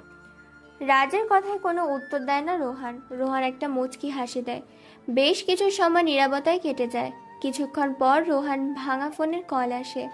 ফোন বের করে দেখে সাব্বির কল করেছে। রিসিভ করতেই বলে, ভাই ছেলেটার খবর পেয়ে গিয়েছি। ছেলেটা শহরের একটা টোকাই মাস্তান, বিভিন্ন খারাপ কাজের সাথে যুক্ত, মানুষকে কর দেয়। তার প্রধান কাজ অসহায় মানুষকে ধ্বংস করে, তার প্রধান উদ্দেশ্য। সে কারো কথা মতো কাজ করে। তার নাম জিসান। সে বিভিন্ন অপরাধ করে, কিন্তু ওপরে কারো পাওয়ার থাকায় সে কাউকে তোয়াক্কা করে না। পুলিশ তাকে গ্রেফতার করে না। ওকে ঠিক আছে, আমি দেখে নিব, তুই কাজ চালিয়ে যা। ঠিক আছে ভাই, রাখি এখন। আর আমি এই মুহূর্তে ভার্সিটিতে আছি, আর ফোন করিস না। এই বলে ফোন কেটে দেয় রোহান। হাঁ করে একদৃষ্টিতে তাকিয়ে আছে রাজ। রাজ কোনো কিছু বলতে যাবে, তার আগে রোমান থামিয়ে দিয়ে দুজনে ক্লাসের ভিতরে চলে যায়। তারপর নতুন একজন শিক্ষিকা আছে, তিনি আজকেও ক্লাস করান। দেখতে দেখতে ভার্সিটির কিছু ক্লাস শেষ হয়ে ভার্সিটির ক্যাম্পাসের জন্য সবাই বের হয়। ক্যাম্পাসে যে যার মতো করে আড্ডা দিচ্ছে, কেউ খাবার খাচ্ছে, কেউ গল্প করছে, কেউ বই খুলে পড়াশোনা করছে, আবার কেউ কেউ ফোনে পাবজি খেলছে, ফ্রি ফায়ার খেলছে, তো কেউ মুভি দেখছে। রাজ আর রোহান মিলে এক বেঞ্চিতে বসে আছে। তখনই ভার্সিটির মাঠে প্রবেশ করে বেশ কিছু ছেলে পেলে, গুন্ডা টাইপের। ভার্সিটির মাঠে এসে বাইকগুলো স্ট্যান্ড করে তারপর চারিদিকটা ভালো করে দেখতে থাকে। সেখান দিয়ে একটা মেয়ে হেঁটে যাচ্ছিল। মেয়েটির নাম রুনা। হঠাৎ করে ছেলেগুলোর মধ্যে থেকে তাদের লিডার রুনা নামের মেয়েটির ওড়না নিয়ে নেয়। মেয়েটি লজ্জায় সেখানে দাঁড়িয়ে যায়। সবাই সেদিকে তাকায়। সবাই ভেবে নিয়েছে মেয়েটির ইজ্জত শেষ এখানে। সবাই হাঁ করে ক্যাম্পাসের দিকে তাকিয়েছে। তারপর ছেলেটি পকেট থেকে সিগারেট বের করে নেয়। তারপর সিগারেটটা যখনই ধরাতে যাবে, কিন্তু সিগারেটটা ধরাতে পারে না। অনেকবার চেষ্টা করে, কম বেশি সবাই চেষ্টা করছে সিগারেটটাকে ধরানোর, কিন্তু ধরতে পারছে না। তাই রাগের মাথায় ছেলেগুলো লিডার মেয়েটির শরীরে জামায় এক টান ছিঁড়ে দেয়। মেয়েটি লজ্জায় পড়ে যায়। কি করবে কোনো কিছু ভেবে পাচ্ছে না। দু হাত দিয়ে নিজেকে আগলে রেখেছে। এটা দেখে সবাই এগিয়ে আসে। ভার্সিটির ক্যাম্পাসে সিগারেট ধরানোর চেষ্টা করছে ছেলেটি। তারপর সবাই তাকিয়ে তাকিয়ে দেখছে সেদিকে, কিন্তু কেউ সামনে এগিয়ে যাওয়ার সাহস পাচ্ছে না। অন্যদিক দিয়ে ববি এবং তার বন্ধু বান্ধবীরা ভার্সিটির মাঠে আসতেছে। সবাই দাঁড়িয়ে দাঁড়িয়ে তামাশা দেখছে, কিন্তু কেউ সামনে এগিয়ে যাচ্ছে না। এদিকে মেয়েটি কান্না করে ফেলেছে। অনেকক্ষণ ধরে সিগারেটটা জ্বালানোর চেষ্টা করছে জিসান, কিন্তু সিগারেটটা ধরাতেই পারছে না। তার ঠিক মাঝখানে রোহানের ফোনে একটা মেসেজ আসে। মেসেজটা ওপেন করে দেখতে পায় সাব্বির পাঠিয়েছে। ভাই আপনি যে মেয়েটার পিক দিয়েছিলেন, ওই মেয়েটাকে জিসান মেরেছে। আর জিসান ওই ছেলেটা আজকে ভার্সিটিতে ঢুকেছে, অর্থাৎ আপনি যে ভার্সিটিতে পড়েন। সাব্বিরে দেওয়া মেসেজটা দেখে ঠোঁটের নিচে এক চিলতে একটা হাসি দেয়। তারপর আর কোনো কিছু না ভেবে গুটি গুটি পায়ে এগিয়ে যেতে থাকে মাঠের মাঝখানে। পায়ে হেঁটে জিসানের সামনে গিয়ে দাঁড়ায় রোহান। তারপর জিসানের কাছ থেকে কাঠি সেলাইটা নিয়ে হাতের তালুর মাঝে এক টান দিতে কাঠি সেলাইয়ে আগুন ধরে যায়। সবাই এটা দেখে অবাক চোখে তাকিয়ে আছে। জিসান বিস্মিত একেবারে। সবাই হাঁ করে তাকিয়ে আছে। এবার জিসান বাইক থেকে নেমে পড়ে, অবাক চোখে তাকিয়ে আছে রোহানের দিকে। বেশ কিছু সময় নীরবতায় কেটে যায়। তারপর নীরবতা ভেঙে জিসান বলে ওঠে, কে রে তুই? তুই কি আমাকে পাওয়ার দেখাচ্ছিস? যে আগুনটা তুই ধরেছিস সে আগুনেই তোকে পুড়িয়ে মারবো। যা বাঘ এখান থেকে শালা। এই বলে জিসান রোহানকে একটা ধাক্কা দেয়, কিন্তু রোহান সে জায়গায় স্থিত থাকে। এটা দেখে আরো সবাই অবাক হয়, কেউ কোনো কিছু বলছে না। জিসান রোহানের এরকম অবস্থা দেখে আরো বেশ কয়েকটা ধাক্কা খায়, কিন্তু কোনো কাজ হয় না। এটা দেখে জিসানের সাঙ্গপাঙ্গরা চারিদিক দিয়ে ঘিরে রাখে রোহানকে। সবাই ভেবে নিয়েছে এই ছেলেটা আর মেয়েটা শেষ। এদিকে মেয়েটার করুণ অবস্থা। রোহান শরীরে থাকা ছেঁড়া শার্টটা খুলে পরিয়ে দেয় মেয়েটিকে। তারপর মেয়েটিকে নিয়ে আসতে যাবে, তখনই জিসান হাত ধরে ফেলে। কোনো কথা ছাড়াই হঠাৎ করে রোহানের গালে বেশ কয়েকটা থাপ্পড় লাগিয়ে দেয়। তারপর রোহান মেয়েটিকে সেখান থেকে চলে যেতে নেবে বলে সেখানেই থমকে যায়। অন্যদিকে এতক্ষণ দাঁড়িয়ে দেখছিল ববি ও তার দলবল। সবাই হাঁ করে এক দৃষ্টিতে তাকিয়ে আছে রোহানের দিকে, কেননা রোহানের সিক্স প্যাক বডি দেখে সবাই চমকে উঠেছে। উজ্জ্বল ফর্সা, তার বুকে ধবধবে সাদা, দেখে হিরোদের থেকেও সুপার হিরো মনে হচ্ছে। বাইরেটা যেমন তেমন ভেতরটা অসম্ভব সুন্দর। মেয়েরা তো প্রথম দেখায় ক্রাশ খেয়ে ফেলেছে। সাথে ক্রাশ নামক ব্রাশও রয়েছে। সাথে ক্রাশ নামক ব্রাশ খেয়ে আছে ববি। ববি যেন চোখের পলকই ফেলছে না, হাঁ করে তাকিয়ে আছে। এরপর জিসানে একটা লোক হকি স্টিক দিয়ে এসে রোহানের পায়ে বাড়ি মারে। হকি স্টিকটা ভেঙে 2 খণ্ড হয়ে যায়, কিন্তু রোহানের কোনো টনক নড়ে না। এটা দেখে সবাই হাঁ করে তাকিয়ে আছে। তারপর আরো বেশ কয়েকজন ছেলে হাতে ও পায়ে পিঠে ক্রিকেট ব্যাট দিয়ে মেরে যাচ্ছে, কিন্তু সব জিনিসই 2 খণ্ড হয়ে যায়, কিন্তু রোহানের কোনো কিছুই হয় না। এটা দেখে সবাই হাঁ করে তাকিয়ে আছে। কি হচ্ছে এখানে? কেই বা এই ছেলে এত মার সহ্য কি করে করছে? এরপর জিসান যখনই রোহানের পেটে ঘুষি মারতে যাবে, তখনই রোহান জিসানের হাতটা ধরে নেয় আর মসৃণে হাতের কবজির মধ্যে বাড়ি মারে। সাথে সাথে হাত ভেঙে 2 খণ্ড হয়ে যায়। এরপর ঘাড়ের মধ্যে বেশ কয়েকটা বাড়ি দেয়। ছিটকে গিয়ে মাটিতে বাড়ি খায়। বুকের মধ্যে একটা বাড়ি মারে। সাথে সাথে বুকে 3টা পাঁজর ভেঙে যায়। তারপর হাত দিয়ে মাথায় মারে এক বাড়ি। সাথে সাথে মাথার যেন তারের সব জয়েন্ট খুলে যায়। পুরো দুনিয়াদারি যেন তার ঘুরতে থাকে। কি করবে না করবে কোনো কিছু ভেবে পায় না সে। তারপর মারে এক পেটে ঘুষি, মুখ দিয়ে রক্ত বেরিয়ে আসে। এত মার মেরেছে যে যেখানে ছিল সেখানেই সেন্সলেস হয়ে পড়ে আছে। তারপর তার দলবল ভয় সেখান থেকে জিসানকে নিয়ে চলে যায়। তারপর গুটি গুটি পায়ে এগিয়ে আসতে থাকে রাজের দিকে। সবাই হাঁ করে তাকিয়ে আছে। রোহান এতক্ষণ কি করেছে কোনো কিছুই তার খেয়াল ছিল না। রোহান রাজের কাছে আসতেই রাজ বলে ওঠে, কিরে, কে তুই? তোর আসল পরিচয় কি বলবি এবার? যেখানে শহরের সবাই জিসানকে ভয় পায়, সেখানে তুই একাই তাদের সাথে মারপিট করলি। আমার নিজেরও ভয় লাগতেছে। রোহান কোনো কিছু জবাব দেয় না, একদিকে তাকিয়ে আছে। পুরো কলেজ ক্যাম্পাস তাকিয়ে আছে রোহানের দিকে। ববি, ইভা, আনারুল, রাজু কেউ আর কোনো কিছু বলার সাহস পাচ্ছে না এই মুহূর্তে রোহানকে। তারপর কোনো কথা ছাড়াই ভার্সিটির প্রত্যেকটা ক্লাস শেষ করে তারা দুজন রাজের উত্তর দেয়নি। রোহান ক্লাস শেষ করে বেরিয়ে পড়ে যে যার মতো। রোহান পায়ে হেঁটে চলে আসে রাস্তার মোড়ে। সেখানে এসে কালো গাড়িতে উঠে পরের এই দৃশ্যটা আর চোখ এড়ায়নি ববির। হাঁ করে তাকিয়ে আছে, বুঝতে পারছে না কে এই ছেলেটা, এত সাহস পায় কি করে, তারপর এত দামি গাড়িতে উঠেই বা যাচ্ছে কই। তারপর গাড়িটা নিয়ে চলে আসে অসম্ভব সুন্দর একটা রাজপ্রাসাদের মতো বাড়িতে। তারপর রোহান গাড়ি থেকে নেমে গাড়ির ভেতরে চলে যায়। গাড়ির ভেতরে যখন ঢুকে যাবে, তখনই শর্মিলা বেগম বলে ওঠে, ধারা, কোথায় গিয়েছিলি? তোর বাবা একাই অফিস সামলাচ্ছে আর তুই বেড়াচ্ছিস মাস্তানি করে। রোহান কোনো জবাব দেয় না, চুপচাপ দাঁড়িয়ে থাকে। শর্মিলা বেগম আবার বলে ওঠে, শর্মিলা বেগম হচ্ছে রোহানের আম্মু, আর রোহানের বাবা হচ্ছে মিস্টার ফয়সাল চৌধুরী, তারই একমাত্র সন্তান রোহান। শর্মিলা বেগম আবার বলে ওঠে, এখন থেকে অফিস সামলাতে হবে আর যেন বাইরে ফালতু মাসামি করতে না দেখি। তোর কিন্তু অনেক রেকর্ড খারাপ, তোর বাবা তোর উপরে অনেক রেগে আছে। রোহান কোনো কিছু না বলে নিজের রুমে চলে যায়। তারপর বিছানায় ধপ করে গিয়ে শুয়ে পড়ে। দেখতে দেখতে সন্ধ্যা পেরিয়ে রাত হয়। কেউ ডাকতে আসেনি রোহানকে। দেখতে দেখতে রাত 10টা বেজে যায়। রোহান এখনও ঘুমিয়ে আছে। হঠাৎ রোহানের ফোনে একটা কল আসে। ফোনের শব্দে ঘুম ভেঙে যায় রোহানের। ফোন উঠিয়ে দেখতে পায় সাব্বির ফোন করেছে। ফোন রিসিভ করতে সাব্বির বলে ওঠে, ভাই জিসান নামের ছেলেটি আজকে আবারও একটা অপরাধ করেছে, আর তাকে আমরা গোডাউনে তুলে এনেছি। সে কলেজের ওই মেয়েটির খুনের সাথে জড়িত আছে, কিন্তু পুলিশ তা জেনেও তাকে ধরেনি। এখন একে কি করব? ওকে, আমি এখনই আসছি। আমি না আসা অবধি ওকে 3rd ডিগ্রি দিতে থাক, আর জানার চেষ্টা কর এর পেছনে মাস্টার মাইন্ড কে। এইবার ফোন কেড়ে দেয় রোহান। এদিকে সাব্বির একের পর এক মারতে থাকে জিসানকে। মারতে মারতে প্রায় আধমরা করে ফেলেছে। মুখ হাত পা দিয়ে রক্ত গড়িয়ে পড়ছে। তবুও এখনো কোনো কিছু বলেনি জিসান। পাগলের মতো হেসেই চলেছে। রাত 11টা বাজে। কিছু সময় পরে রোহান এসে হাজির হয় গোডাউনের ভেতরে। তারপর একটা চেয়ার এনে দেয় একটা ছেলে। চেয়ারের উপর বসে পড়ে রোহান। তারপর একটা কবদা দিয়ে 2 হাতের 10 আঙুল কেটে ফেলে রোহান। তারপর সুই সুতো দিয়ে তার আঙুলের 10টা মাথা সেলাই করে দেয়। জিসান শুধু চিৎকার করছে, কিন্তু তার চিৎকার যেন কানে পৌঁছাচ্ছে না রোহানের। তারপর হাতুড়িও জুড়ে নিয়ে শরীরে বিভিন্ন জায়গায় হাতুড়ি দিয়ে আঘাত করতে করতে ক্ষত সৃষ্টি করে ঝুলে দিয়ে হাতুড়ি দিয়ে।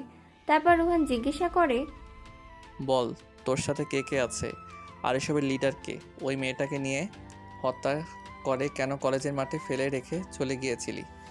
জিসান কোনো উত্তর দেয় না, উচ্চস্বরে হাসতে থাকে। এত কষ্টের মধ্যেও যেন তার হাসি মুখটা লেগে আছে।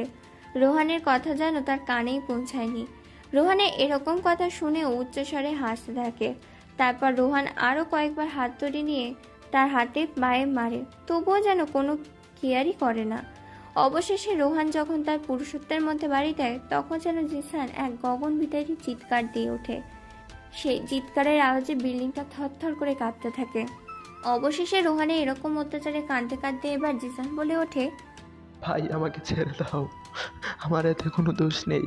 আমি নিরপরাধ, নির্দোষ। আমি শুধু টাকার বিনিময়ে কাজ করি এবং তাদের গলা মতো চলি, এটুকুই। তারা কাজের আদেশ দেয়, আমি কাজ করে দেই, বিনিময়ে তারা আমাকে টাকা দেয়। মানুষ খুন করা থেকে ড্রাগস, মেয়ে পাচার, শিশু পাচার, নারী নির্যাতন আরও ইত্যাদি অনেক ধরনের ক্রাইম করে থাকি আমি। জিসানের মুখে এ কথা শুনে থমকে যায় রোহান। কি বলবে কোনো কিছু ভেবে পায় না। অনেকক্ষণ নীরবতার মধ্যে দিয়ে কেটে যায়। নীরবতা ভেঙে এবার জিসান বলে ওঠে, কে তুমি, আর এখানে আমাকে নিয়ে এসেছো কেন? কি চাই তোমার? পরিচয় দাও। জিসানের কথা শুনে এবার রোহান হাসতে থাকে, সাথে সাব্বিরও। রোহানের ওরকম হাসি দেখে জিসান এবার চমকে ওঠে। রোহান বলে ওঠে, আমি রোহান। এই শহরে রোহান এসেছে নতুন করে রাজত্ব করতে, আর তোদের মতো ভিখারিদের বিতাড়িত করতে। রোহানের মুখে রোহান নামটা শুনে আটকে ওঠে জিসান। জিসানকে আর কোনো কিছু বলার সুযোগ না দিয়ে ইন্ডাস্ট্রিয়াল শট দেয়। তারপর ধারালো একটা ফল কাটার ছুরি নিয়ে একের পর এক পোজ দিতে থাকে তার শরীরের ভেতরে। শরীরটাকে কেটে কেটে ফালা ফালা করে তোলে। তারপর রোহান আবার জিজ্ঞাসা করে, তোদের এসবের পেছনে মাস্টার মাইন্ডকে সেটা বল, তার নাম কি? জিসান কথা বলার ভাষা হারিয়ে ফেলেছে। মুখ দিয়ে রক্ত চুয়ে চুয়ে পড়ছে। এবার জিসান বলে ওঠে শেষবারের মতো, ভাই এসবের পিছনে আমার লিডার আফজাল হোসেন আছে। আফজাল গ্রুপ অফ ইন্টারেস্টিংয়ের বর্তমান মালিক আফজাল হোসেন। তিনি বিভিন্ন খারাপ কাজে নিযুক্ত আছে, আর এর সঙ্গে 7 মিলিয়েছে আপনাদের কলেজের প্রিন্সিপাল সব কিছুই জানে। আর প্রিন্সিপাল ওখান থেকে বিভিন্ন মেয়েদের পাচার করে, সাথে ড্রাগ স্মাগলিং কলেজের ভেতরে করে। সেখানে অনেক ছেলে মেয়ে আছে যারা প্রিন্সিপালের সাথে কাজ করে। আর কোনো কিছু বলতে দেয় না রোহান জিসানকে। জিসান কোনো কিছু বলার আগেই বেশ কয়েকবার ছুরি দিয়ে আঘাত করে তার গলার মধ্যে। গলা কেটে এফোর ওপর হয়ে গেছে। গলায় ফিনকি দিয়ে রক্ত বেরোতে থাকে। যেমন ডাঙায় মাছ ধরলে ছটফট করে, ঠিক তেমনি ছটফট করতে করতে প্রাণ হারায় জিসান। তারপর রোহান জিসানের লাশটাকে গায়েব করে দিতে বলে। সেখান থেকে আবার কালো গাড়িতে করে চলে যায় নিজ গন্তব্যে। কোটি কোটি টাকা আছে বাবা, এত বড় বিজনেসম্যানের মা গৃহিণী, সে নিজেও একজন রাজনৈতিক নেতা, সাথে একজন সিক্রেট আন্ডারওয়ার্ল্ডের মাফিয়া। সে মানুষকে সাহায্য করার জন্য এই পথে নেমেছে। হাজারো নির্যাতন অবহেলিত বেকার গরিব মানুষকে সাহায্য করেছে এইভাবে অনেকবার রোহান আজকেও গাড়িতে যখন ঢুকতে যাবে তখনই পেছন থেকে শর্মিলা বেগম বলে ওঠে, দেখ, এভাবে আর কত ঘুরে বেড়াবি? আমি তোর বিয়ে ঠিক করেছি। তোর বাবার আর আমার মেয়েটাকে খুব পছন্দ হয়েছে। কথা নেই বার্তা নেই, হুটহাট করে বিয়ের কথা বলে আমি বিয়ে করব নাকি? যেখানে আমি কথা বলেছি সেখানে তোকে কথা বলতে হবে না। তোকে যেটা বললাম তুই সেটার জন্য প্রিপারেশন নে। রোহান আর কোনো কিছু না বলে চলে যায় তার নিজের রুমে। তারপরে ওয়াশরুমে গিয়ে ফ্রেশ হয়ে নিচে খাওয়া দাওয়া করে আবার নিচের রুমে চলে আসে। দেখতে দেখতে সন্ধ্যা হয়ে এসেছে, চারিদিকে ঘন কালো আঁধারে নেমেছে। অন্যদিকে বিছানায় শুয়ে শুয়ে উল্টো হয়ে ভাবছে ববি। রোহানের সেই সিক্স প্যাক বডি, উজ্জ্বল শ্যামলা গায়ের বর্ণ, বুকটা দেখে যেন সে মুগ্ধ হয়ে গেছে।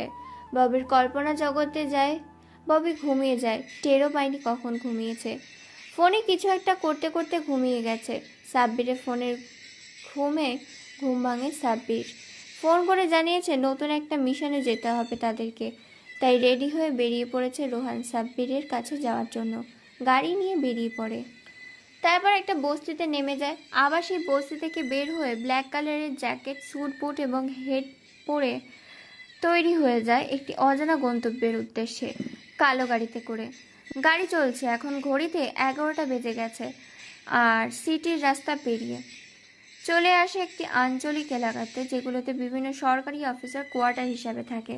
অবর্তমান সুন্দর একটি কোয়ার্টার বাড়িতে গাড়িগুলো নিয়ে থামে। তারপর গাড়ির জানলা খুলে দেয়। গাড়ির ভেতর থেকে রোহান বেরিয়ে আসে। রোহানকে চেনা যাচ্ছে না।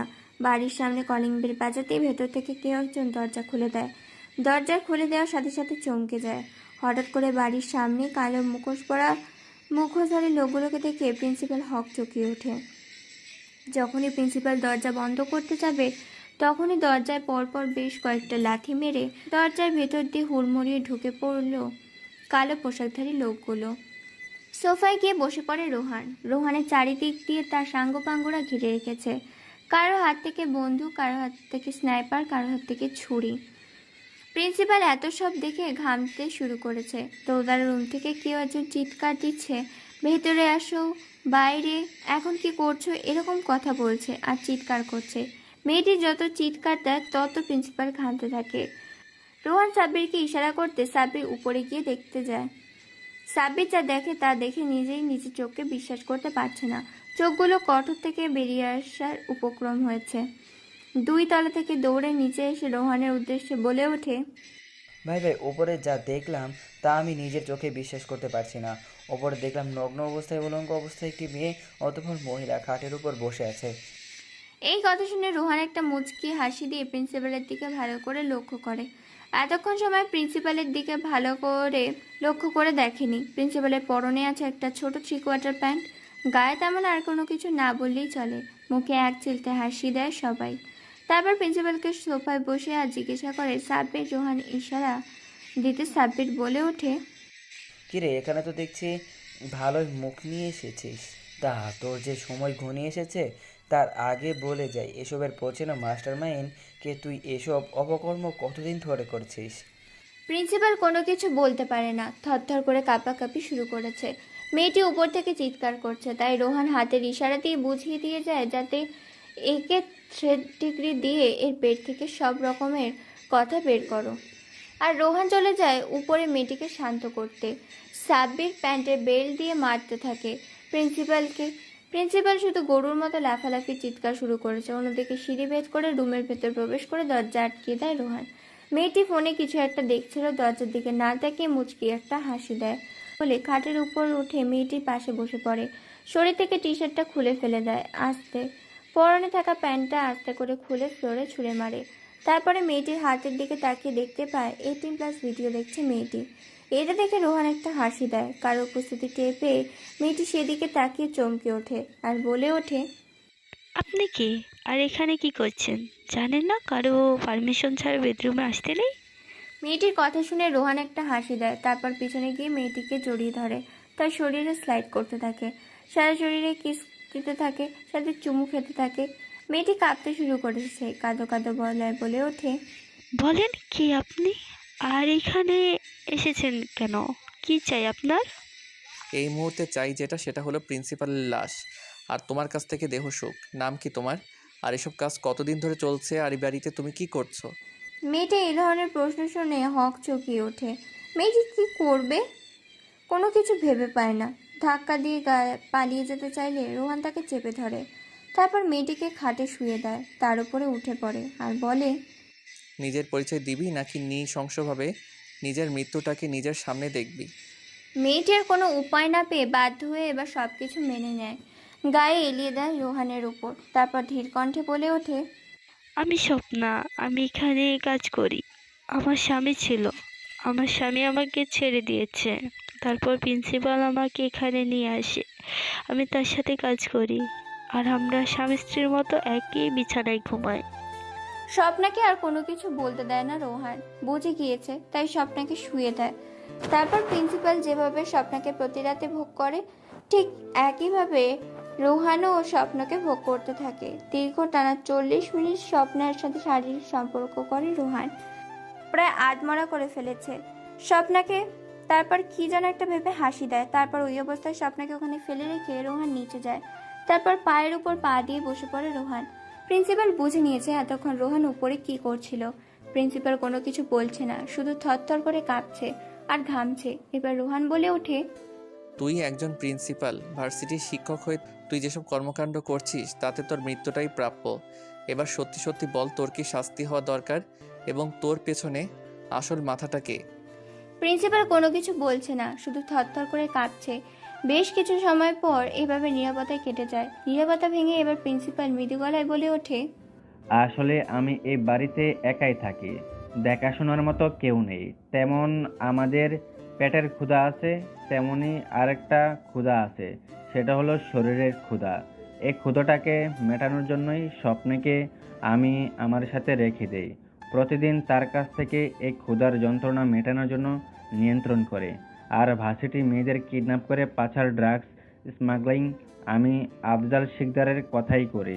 প্রতিদিন সন্ধ্যায় তার বাড়িতে একটা করে ভার্সিটির মেয়েকে যে কোনো বিপদে ফেলে মেয়েটির ব্ল্যাকমেল করে তার বাড়িতে পাঠাতে হয়। আর সেই মেয়েটিকে সারা রাত ভোগ করে তারপর মেয়েটিকে হয় পাচার করে দেয়, না হয় উত্তেজনার বশে মেরে ফেলে। সকল রকম অবৈধ কাজ করে সে। এর বাইরে বা এর ভেতরে কোনো কিছুই আমি জানি না। আমি শুধু টাকার বিনিময়ে কাজ করি আর টাকার দিয়ে সুখ কিনি। প্রিন্সিপালের মুখে এই কথা শুনে রোহান সহ সাব্বির আরও তার দলের ছেলেপেলেগুলো উচ্চস্বরে হাসতে থাকে। এবার আস্তে আস্তে সাব্বির বলে ওঠে, তাই না, তুই টাকা দিয়ে মুখ কিনে নিয়েছিস? এটাই তো। যদি টাকা দিয়ে সব হতো তাহলে আজকে তোকে টাকা দিয়ে সবাই বাঁচাতে আসতো, কিন্তু আসেনি। এই টাকাই তোকে ধ্বংস করে দিল। মৃত্যুর জন্য তৈরি হ। এটা বলার পর রোহানের দিকে তাকায় সাব্বির। রোহান চোখের ইশারায় বলে দেয় শেষ করে দিতে। তারপর রোহান উপরে চলে যায়। এদিকে সাব্বির একটা ধারালো ব্লেড বের করে আস্তে করে প্রিন্সিপালের গলায় মারে এক টান। গলা দিয়ে ফিঙ্কি গড়গড় করে রক্ত পড়ছে। প্রিন্সিপালের সেখানেই মৃত্যুর স্বাদ গ্রহণ করে। উপরে গিয়ে রোহান একটা ধারালো ছুরি বের করে। তারপর স্বপ্নার সারা শরীরে চুমু খায়, ওপর থেকে নিচ পর্যন্ত প্রত্যেকটি জায়গায়। তারপর ঠোঁটে কয়েকটা কিস করে সারা শরীর স্লাইড করে। আর বেশি কিছু সময় শারীরিক সম্পর্ক করে ধারালো অস্ত্রটা নিয়ে গলার মধ্যে বসায়। অস্ত্রটা দেখে স্বপ্না চমকে যায়, চোখ দিয়ে গড়গড় করে পানি পড়ছে। কোনো কিছু বলার আগেই গরু যেভাবে জবাই করে ঠিক সেভাবেই অস্ত্রটা দিয়ে জবাই করে ফেলে স্বপ্নটাকে। ছটপট করতে করতে সেখানেই শেষ হয়ে যায়। প্রিন্সিপালের পুরো বাড়িটা তন্ন তন্ন করে খুঁজেও যত সম্পদ, টাকা, ধন সম্পদ, সোনা গহনা ছিল সব লুট করে নিয়ে চলে যায় রোহান ও তার দলবল। তারপর সে সম্পদগুলো থেকে কিছু সম্পদ তার ছেলেপেলেদের দিয়ে দেয়, আর কিছু সম্পদ নিজের মধ্যে রেখে দেয়, আরও কিছু সম্পদ গরিব দুঃখী ও অনাথ আশ্রমে বিতাড়িত করে দেয়। রাত 3টায় চুপি চুপি গাড়ির মধ্যে প্রবেশ করে রোহান, কেননা কেউ টেরই পাবে না। আর পেয়ে গেলে রোহানের খবর আছে, সে তার মাকে ভীষণ ভয় করে। শর্মিলা বেগমের ভয়ে চুপি চুপি ঘরের মধ্যে প্রবেশ করে, ভেতর থেকে দরজা আটকিয়ে দেয়, ঘুমিয়ে পড়ে। পরের দিন সকালে চারিদিকে খবর ছড়িয়ে গেছে সাংবাদিক টিভি স্ক্রিনে একের পর এক খবর দেখাচ্ছে, পত্রিকায়, খবরের কাগজে, টেলিভিশনে একটাই খবর, একটাই নিউজ দেখাচ্ছে, সেটা হলো প্রিন্সিপালের ভয়ঙ্কর মৃত্যুর সাথে এক যুবতী নারীর। ভার্সিটিতেও যে আজকে থমকে গেছে, জিসানকে দেখা যাচ্ছে না বেশ কয়েকদিন হয়ে গেছে, আর আজকে হঠাৎ করে প্রিন্সিপালের রুমের সামনে এরকম ভয়ঙ্কর মৃত্যু ভার্সিটিতে বেশ প্রভাব ফেলেছে। এদিকে সেদিন থেকে রোহানের মধ্যে সেই রকম বীর পুরুষের উজ্জ্বল ফর্সা সিক্স প্যাক বডি দেখছে, সেখান থেকে শুধু তাকে নিয়েই স্বপ্ন দেখছে ববি। ববি রোহানের প্রেমে পড়ে গেছে, কিন্তু রোহানকে ভয় বলতে পারছে, কেননা রোহানকে যে সমালোচনা বঞ্চনা করেছে সে দেখতে দেখতে ভার্সিটির পর্ব কেটে যায়। আজকে রাজু ভার্সিটিতে আসেনি। প্রিন্সিপালের মৃত্যুতে ভার্সিটি বন্ধ হয়ে যাওয়া হচ্ছে 2 দিন। আজকে শর্মিলা বেগমের কথায় রোহান অফিসে গিয়েছে। ফয়জান মিয়া ছেলেকে অফিসে থেকে বেশ খুশি হয়েছে। ছেলেকে অফিসের দায়িত্ব বুঝিয়ে দিয়ে নিজের মতো করে কাজ করে অফিস টাইম শেষ করে বাসায় চলে আসে। দেখতে দেখতে 2 দিন কেটে যায়। আজকে ভার্সিটিতে সবাই উপস্থিত হয়েছে।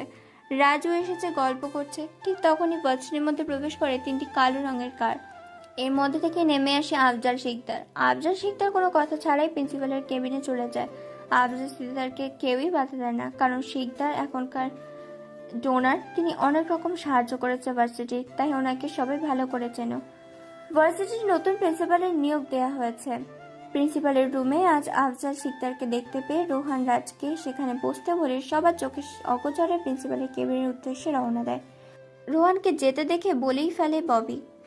ববির চোখ এড়াতে পারেনি রোহান। রোহান প্রিন্সিপালের কেবিনে উকি দেয়, দেখে প্রিন্সিপালের রুমে কিছু একটা খুঁজছে। আফজাল শিকদার একের পর এক ড্রয়ার খুলছে, বন্ধ করছে, খুলছে, বন্ধ করছে।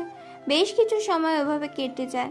তারপর তার কেবিন থেকে বেরিয়ে এসে আফজাল শিকদার হোস্টেলের দিকে রওনা দেয়। হোস্টেলের একটি স্টোর রুমে দরজা খুলে প্রবেশ করে আফজাল শিকদার। তার পেছন পেছন রুমের ভিতর প্রবেশ করে গিয়ে দাঁড়ায় রোহান। আবার রোহানের পেছন পেছন যেতে থাকে ববি। জাফর শিকদার স্টোর রুমের ভেতর গিয়ে আলমারির একটি পুরনো একটি শাড়ি আলমারির ভেতর থেকে দেখে অনেকটা সুন্দর লাগছে শাড়িটায়। এটা দেখে মুচকে একটা হাসি দেয় আফজাল শিকদার। আফজাল শিকদার যেন হাতের চাঁদ পেয়েছে এরকম তার অবস্থা। হাসতে হাসতে পকেট থেকে ফোন বের করে যখনই কাউকে কল দিতে যাবে তখনই রুমের মধ্যে কারোর উপস্থিত টের পেয়ে পেছনে ঘুরে দেখে একটি ছেলে তার সামনে দাঁড়িয়ে আছে। আফজাল শিকদার বলে ওঠে, কে তুই? আর এখানে কি করছিস? এখানে কেন এসেছিস? যা ভাগ, নিজের কাজে যা। এই বলে আবারও আফজাল শিকদার তার প্রয়োজনীয় জিনিসটা খুঁজতে থাকে। রোহান এবার ভেতর থেকে দরজা বন্ধ করে দেয়। দরজা বন্ধ করার শব্দ শুনতে পেয়ে আফজাল পেছনে ঘুরে দেখে আর বলে ওঠে, কিরে, তুই এখন এখান থেকে যাসনি? মরার পাখনা গজিয়েছে নাকি? নিজের জীবন যদি বাঁচাতে চাস তাহলে এখান থেকে এখনই কেটে পড়। রোহান আফজাল শিকদারের কথা একটা মুচকি হাসি দেয়। তার প্রশ্নের কোনো উত্তর দেয় না। ধীর পায়ে হাঁটতে থাকে তার দিকে। এক পর্যায়ে আফজাল শিকদারের সামনে গিয়ে দাঁড়ায় রোহান। অন্যদিকে ছবি দেওয়ানাকে ফলো করতে করতে চলে আসে প্রিন্সিপালের কেবিনের সামনে। জানলার ভেতর দিয়ে উকি দিয়ে দেখতে পায় ভেতরে আফজাল শিকদার আর রোহান শিকদার কিছু একটা খুঁজছিল। রোহান দাঁড়িয়ে আছে। এবার সোহান বলে ওঠে, কিরে, প্রিন্সিপালের রুমে তুই কি করছিস? কিছু খুঁজতে এসেছিস বুঝি? কিন্তু পাবি না তো খুঁজে, তার আগে গায়েব করে দিয়েছি। রোহানের মুখে এই কথা শুনে আফজাল বেশ ঘাবড়ে যায়। আফজাল কোনো কিছু বলে না, তবুও খুঁজতে থাকে। হঠাৎ করে রোহান আফজালকে মারে এক লাথি। লাথিকে সোফায় বসে পড়ে।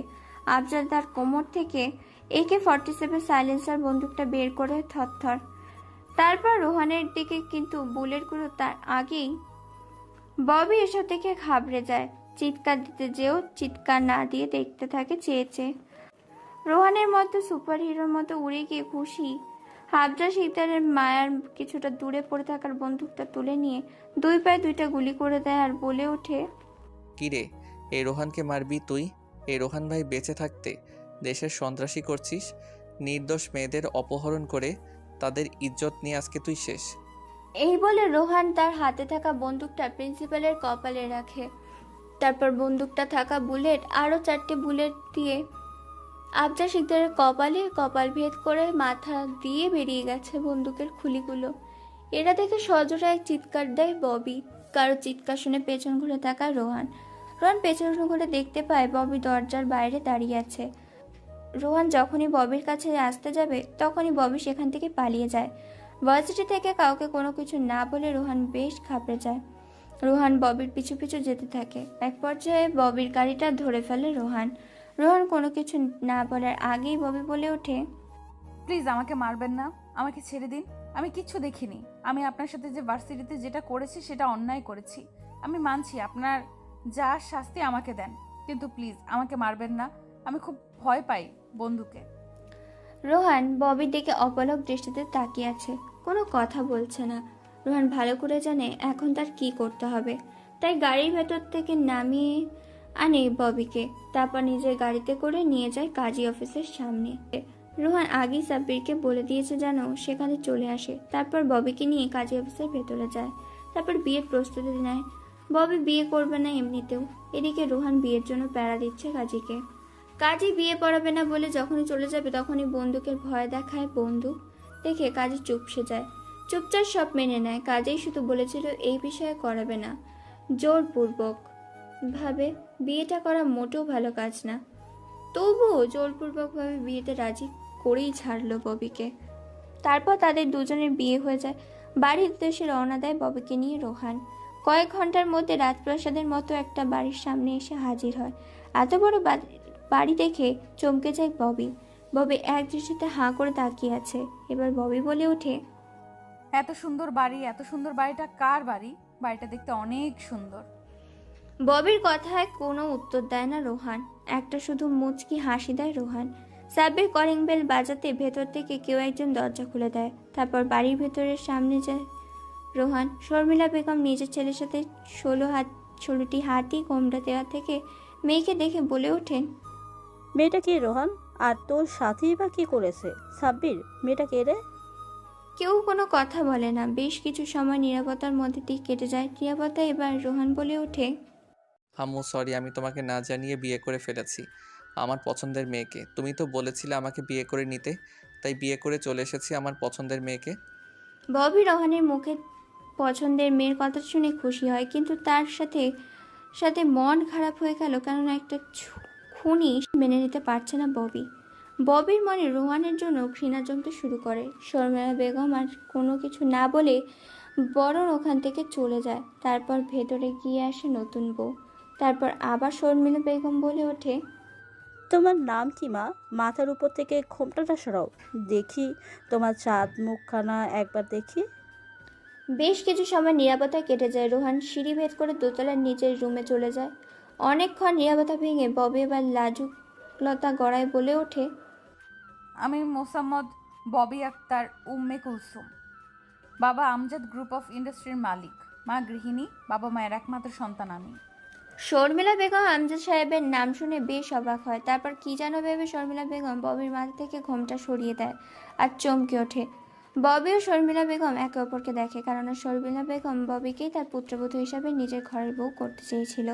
তাই সেদিন ফয়জা চৌধুরী ও শর্মিলা বেগম রোহানের জন্য ববিকে পারফেক্ট ও সিলেক্ট করে আসে এবং কিছুদিন পরে তাদের বিয়ের দিন তারিখ ঠিক করা হবে বলে জানিয়েছিল। কিন্তু শর্মিলা বেগম তার আগেই দেখে তার ছেলে তার পছন্দের মেয়েকে বিয়ে করে এনেছে। এটা থেকে শর্মিলা বেগম বলে ওঠে, আরে মা, তুই আমার ছেলেকে বিয়ে করেছিস? সেদিন তো বললি না, বললি আগেই তোকে এ বাড়িতে নিয়ে আসতাম। শর্মিলা বেগমকে দেখে হকচকিয়ে ওঠে ববি। ববি কি বলবে তার কথায় কোনো কিছু ভেবে পায় না। তবুও ববি আমতা আমতা করতে থাকে আর বলে ওঠে, না মানে আসলে আন্টি, ওই আর কি, মানে হয়েছে, থাক। আর তোমার লজ্জা পেতে হবে না। যাও, উপরে যাও, উপরে গিয়ে ফ্রেশ হয়ে নাও। আমি ততক্ষণে তোমাদের খাওয়ার ব্যবস্থা করছি। শর্মিলা বেগমের কথা মতো ববি এবার নিজের দোতলার রুমে যেতে থাকে। কোনটা কার চিনতে পারে না, তবুও চলে যায় রোহানের রুম খুঁজতে খুঁজতে। রোহান ভেতরে ফ্রেশ হয়ে কাপড় চেঞ্জ করছিল, তখন রুমের মধ্যে প্রবেশ করে ববি। ববি রোহানকে এরকম অবস্থা দেখে মারে এক চিৎকার। রোহান পেছনে ঘুরে দেখতে পায় ববি চিৎকার করছে, তাই আর কোনো কিছু উপায় না পেয়ে ববির মুখ চেপে ধরে। ববি হাতে ইশারায় বোঝাচ্ছে তাকে ছেড়ে দিতে। কিছু সময় পর রোহান ববিকে ছেড়ে দেয়। ববি হাঁপাতে থাকে। রোহান এবার বলে ওঠে, কি ব্যাপার, এইভাবে তুমি চিৎকার করছো কেন? আর তুমি এই রুমেই বা কি করছো? ববি একবার রোহানের দিকে তাকিয়ে আবার চোখ বন্ধ করে ফেলে আর বলে ওঠে, ছি, আপনার কি একটু লজ্জা শরম করছে না একটা মেয়ের সামনে এভাবে খালি গায়ে থাকতে? রোহান ববির কথা শুনে এবার নিজের দিকে তাকায়। নিজের দিকে তাকিয়ে তো অবাক, কেননা শরীরে কোনো কিছুই নেই। তাই দ্রুত ববির বুকে থাকা ওড়নাটা টান মেরে নিয়ে নেয়, এরপর নিজের শরীরে পেঁচিয়ে নেয় আর দৌড় দেয় বাথরুমের উদ্দেশ্যে। ববি রোহানের এরকম কর্মকাণ্ডে খুবই অবাক হয়। কিছুক্ষণ পর রোহান বেরিয়ে এসে দুহাত দিয়ে চেপে ধরে ববিকে আর বলে ওঠে, কি ব্যাপার, তুমি আমার রুমে কি করছো? তুমি না মায়ের সাথে ছিলে, আর রুমে এসেছো, নক করোনি কেন?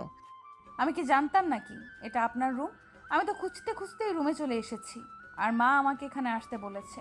রোহান কিছু বলতে যাবে তার আগে ড্রয়িং রুম থেকে শর্মিলা বেগমের চিৎকার শুনতে পায়। শর্মিলা বেগম বলছে, রোহান কোথায় তুই? নিচে আয়, বৌমাকে নিয়ে খাবার রেডি হয়েছে, তাড়াতাড়ি আয়। তারপর রোহান ববিকে ফ্রেশ হতে বলে নিচে চলে যায় খাবার খেতে। রোহানকে একাই সিঁড়ি থেকে নামতে দেখে শর্মিলা বেগম বলে ওঠে, কিরে তুই একাই সিঁড়ি দিয়ে নামছিস কেন? বৌমা কোথায়? বৌমাকে নিয়ে আয়, না হলে তোকে খাবার দেবো না। শর্মিলা বেগমের কথা শুনে রোহান সেখানে থমকে দাঁড়ায়। কোনো কিছু উপায় না পেয়ে আবার নিজের রুমে চলে যায়, বিছানার উপরে বসে পড়ে। রোহান অন্য দিক দিয়ে ববি ফ্রেশ হয়ে বকবকানি করে বের হয় ববি। রোহান বিছানায় বসে ফোন টিপছিল, কারো উপস্থিতি টের পেয়ে রোহান সেদিকে তাকায়। ববি রোহানকে দেখে চিৎকার দিতে যাবে, তার আগেই রোহান ববির মুখ চেপে ধরে। কিছু সময় নীরবতা কেটে যায়। নীরবতা ভেঙে এবার রোহান বলে ওঠে, কি ব্যাপার, এভাবে গরুর মতো চিৎকার দিতে যাচ্ছিলে কেন? এই বাড়িতে থাকলে যখন তখন চিৎকার দিতে পারবে না। আপনি এই রুমে কি করছেন? আপনি না নিচে গিয়েছিলেন, তাহলে এইখানে কি করছেন? আমি এখন কাপড় চেঞ্জ করব, আপনি বের হন, আমি সব দেখে নিয়েছি। ও হ্যালো, এটা আমার রুম, আমি যখন ইচ্ছে তখন আসব। আর আমি নিচে গিয়েছিলাম, আম্মু আমাকে পাঠিয়েছে। তোমাকে না নিয়ে গেলে আমাকে খাবার দেবে না, তাই? কিন্তু আমি এখন কি করব? আমি তো কোনো কাপড় নিয়ে আসিনি, এখন কি করি? আচ্ছা দাঁড়াও, আমি একটা মায়ের শাড়ি নিয়ে আসি, সেটা পরিও। কিন্তু আমি তো শাড়ি পরতে জানি না, আমি শাড়ি পরবো না, কারণ আমি শাড়ি সামলাতে পারি না। একবার যদি আমার শাড়িটা খুলে যায় তো? রোহান আর কোনো কথা বলে না, রাগী একটা লুক নিয়ে চলে যায় শর্মিলা বেগমের একটা শাড়ি আনতে। শর্মিলা বেগমের শাড়িটা নিয়ে এসে রোহান বিছানার উপর রাখে। তারপর যখনই ববির বুক থেকে কাপড়টা সরিয়ে দিতে যাবে শাড়ি পরানোর জন্য, তখনই ববি রোহানের হাতটা এক বাড়ি দেয় আর বলে ওঠে, ছি, আপনার লজ্জা করছে না একটা মেয়ের এইভাবে বুক থেকে কাপড় সরিয়ে দিতে? আপনি কেমন মানুষ? ছি ছি, ইনি নাকি আমার স্বামী। ও হ্যালো, এখন থেকে আমি তোমার স্বামী, পরপুরুষ না। সো আমার কাছে সব আধিক্যতা দেখাতে এসো না। পড়লে পড়ো, না পড়লে নেই, আমি গেলাম। যখনই এই কথা বলে বাইরে যাবে তখন পেছন থেকে হাত ধরে ফেলে ববি। তারপর ববি বলে ওঠে, আচ্ছা দাঁড়ান দাঁড়ান, বাইরে যেতে হবে না, আপনি আমাকে শাড়ি পরাবেন, তবে একটা শর্ত, আমি আপনাকে চোখ বেঁধে দিব আর আপনি আমাকে শাড়ি পরাবেন। রোহান কোনো কথা না বলে সোজা হয়ে দাঁড়ায়। তারপর ববি একটা রুমাল বেঁধে দেয় রোহানের চোখে। তারপর রোহান ববির বুক থেকে কাপড়টা সরিয়ে দেয়। ববি এখন সম্পূর্ণ খালি গায়ে বিছানা থেকে শাড়িটা নিয়ে একে একে পরিয়ে দিতে থাকে ববিকে। ববিকে যতই শাড়ি পরাচ্ছে এবং কুচিগুলো তার পেটে গুঁজে দিচ্ছে, ততই কেঁপে উঠছে ববি। ববি দু হাত দিয়ে খামচে ধরে রোহানের মাথার চুল। হাতের বড় বড় নখগুলো খামচে ধরার কারণে পিঠে আঁচড় বসে যায়, সাথে হাতে রোহানেরও। তবুও রোহান শাড়ি পরিয়ে দেয়। তারপর এভাবে আয়নার সামনে নিয়ে ভালো করে সাজুগুজু করিয়ে নিচে নেমে আসে। দুজনকে দেখে শর্মিলা বেগম বলে ওঠে, বাহ, আমার ছেলেও মেয়েকে তো খুব সুন্দর মানিয়েছে। আর নিচে বস, তোদের খাবার দেই। তারপর রোহান ও ববি আর কোনো কিছু না বলে খেতে বসে যায়। শর্মিলা বেগম তাদেরকে খাবার বেড়ে দেয়। দুজনে খাবার খাচ্ছে ঠিক তখন শর্মিলা বেগম বলে ওঠে, জানিস বাবা, তোর জন্যই ববিকে তোর বাবা আর আমি দেখে নিয়েছিলাম, আর কিছুদিন পরে তোদের বিয়ে দিতাম। কথাটা শুনে আবার খাবার গলায় আটকে যায় রোহানের। ববি পানির গ্লাসটা এগিয়ে দেয়। রোহান পানি খেয়ে নেয়। কোনো কিছু না বলে খাবার খেয়ে বেরিয়ে পড়ে। তার পিছু পিছু চলে যায়। শর্মিলা বেগমকে সালাম করে রোহান বলে ওঠে, দেখো, ভার্সিটিতে যেন কেউ জানতে না পারে তুমি আমার স্ত্রী। আর যদি এই কথাটি কেউ জানে তাহলে তোমার হাল বেহাল করে দেব। জানো তো আমার আসল পরিচয়। ববি কোনো কথা বলে না। তারপর গাড়ি নিয়ে ভার্সিটির উদ্দেশ্যে রওনা দেয়। কিছুক্ষণের মধ্যে ভার্সিটিতে এসে পৌঁছে যায় তারা। ভার্সিটির মাঠে এত দামি কার এসেছে থেকে সবাই সেদিকে তাকিয়ে আছে এক দৃষ্টিতে। গাড়ির ভেতর থেকে সর্বপ্রথম নামে ববি। ববি কোনো দিকে না তাকিয়ে চলে যায় তার বন্ধুদের কাছে। তারপর গাড়ি থেকে সামনের দিকে জানলা খুলে সর্বপ্রথম পা ফেলে একজন। উৎসুক চাহনিতে তাকিয়ে আছে সবাই। তারপর একটা হাত বের করে হাতে বেশ দামি ঘড়ি, তারপর হিরোদের স্টাইলে বের হয়ে আসে গাড়ির ভেতর থেকে।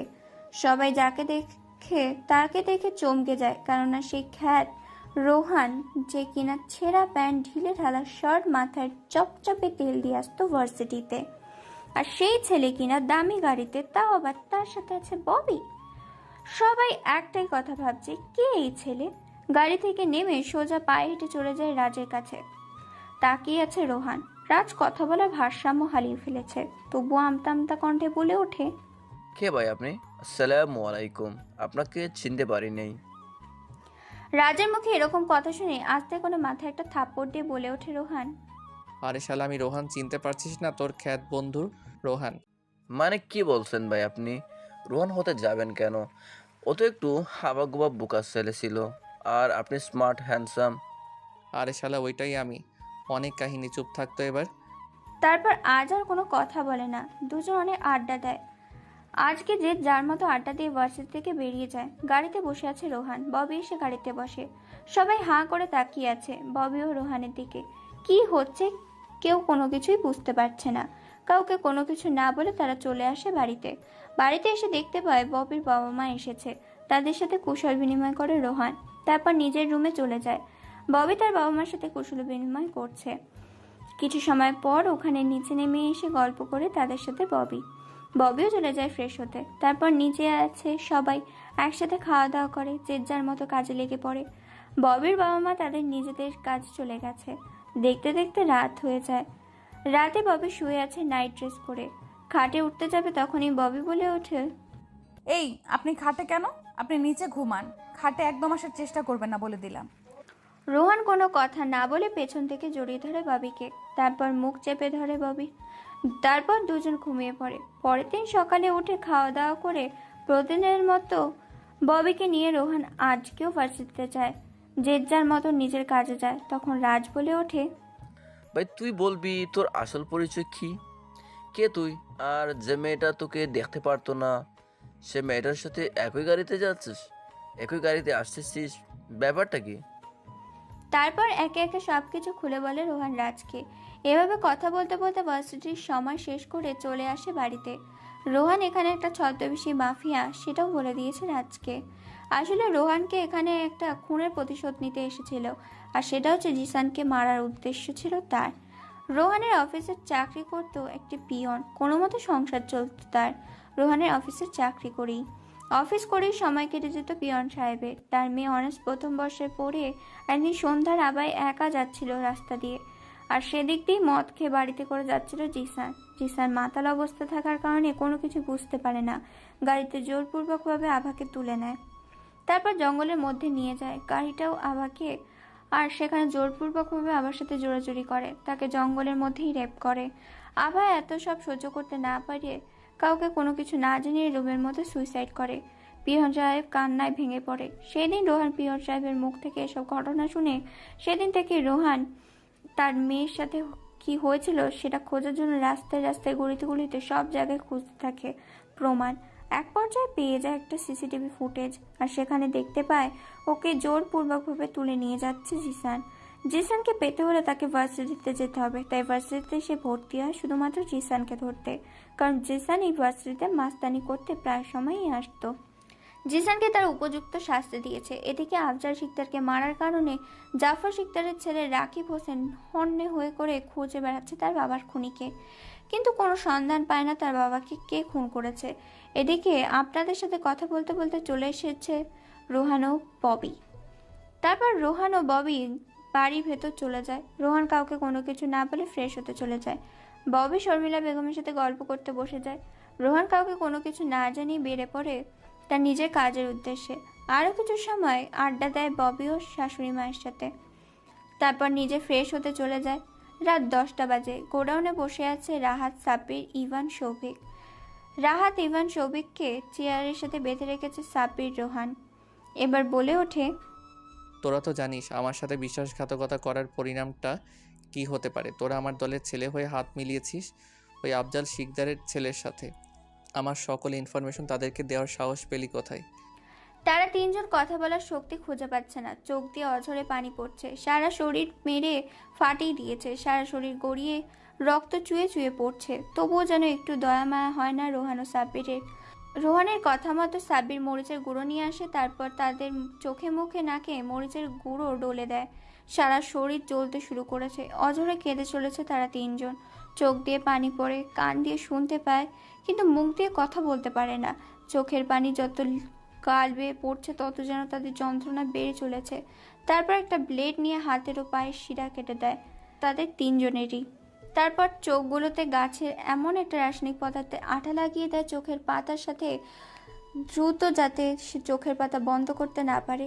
নিজের মৃত্যুটা যেন নিজের চোখের সামনে দেখতে পায়, সেজন্য পুরো মাথাটা ন্যাড়া করে দেওয়া হয়।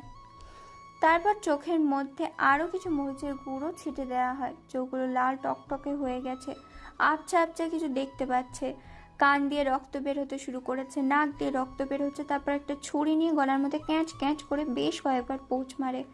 তিনজন নিমিষেই সেখানে মৃত্যুর স্বাদ গ্রহণ করে। সাব্বিরকে সব কিছু পরিষ্কার করে এবং লাশগুলোকে গায়েব করে দিতে বলে। রাত 1টায় বাসায় ফেরে রোহান। সবাই ঘুমিয়ে গেছে। চুপি চুপি রোহান তার নিজের রুমে যায়। রুমে যেতেই চমকে ওঠে রোহান, কারণ এখনও ববি ঘুমায়নি। রোহানের সাদা শার্টে যেখানে সেখানে রক্তের ফোঁটা দেখা যাচ্ছে, তা দেখে ববি বলে ওঠে, এ কি, তুমি কোথা থেকে আসছো?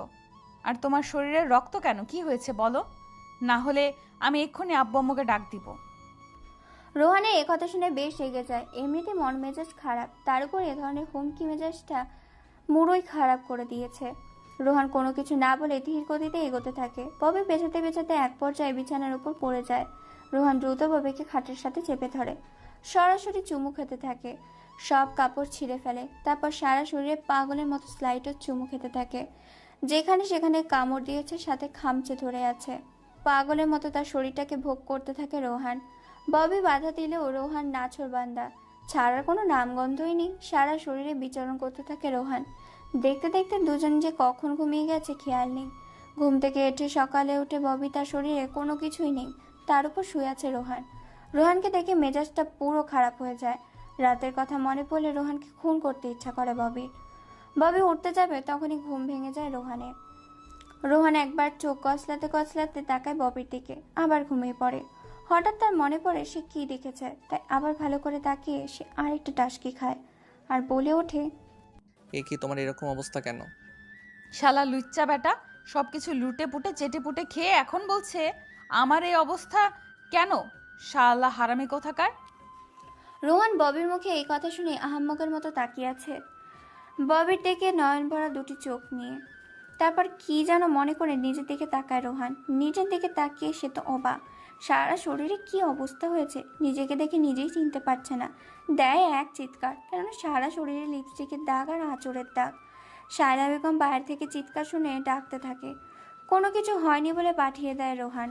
বলে ওঠে, দেখো, আমার অনুমতি ছাড়া তোমার এসব করা উচিত হয়নি আমার সাথে। তুমি কাজটা মোটেও ভালো করনি। কি কইলি তুই? কাল রাতে তোর সাথে আমি ওসব করেছি না তুই করেছিস? দাঁড়া, যেহেতু আমি করেছিলাম তাহলে এবার তোকে বোঝাচ্ছি কি করে। রোহানকে আর কোনো কিছু বলতে না দিয়ে আবার খাটে ফেলে দেয় ববি। এবার ববি সারা শরীরে কামড়ের সাথে চুমু দিতে থাকে, ধীরে ধীরে নিচে নামতে থাকে। এবার নিজেই ভালোবাসার চাদরে হারিয়ে যায় ববি।